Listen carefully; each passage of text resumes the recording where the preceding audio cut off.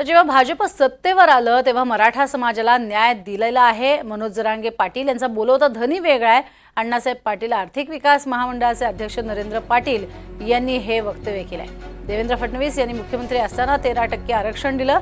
अण्णासाहेब पाटील आर्थिक विकास महामंडळ पुनर्गठन केलं। तरीही मनोज जरांगे पाटील हे फडणवीसांवरती टीका करत असतील तर त्यांचा बोलवता धनी वेगळा आहे। जे सत्तेच्या बाहेर आहेत असे अतृप्त आत्मे त्यांच्या मागे आहेत अशी टीकाच नरेंद्र पाटलांनी केली आहे।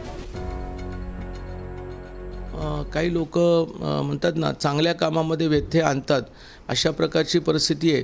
परंतु मला असं वाटतं की आज सर्वसामान्यांच्या लोकांच्या लक्षात आलेलं आहे की भाजप सत्तेवरती आल्यानंतरच मराठा समाजाला न्याय मिळतो, यात दिसून आलेलं आहे। पहिल्या टप्प्याच्या आरक्षणामुळे त्या ठिकाणी हजारो मुलं त्या ठिकाणी कामाला लागलेले आहेत। एवढं चांगलं काम केल्यानंतरही मनोज जरांगे पाटील जर साहेबांचा द्वेष करत असेल तर ह्याचा बोलता धनी कोणतरी असेल।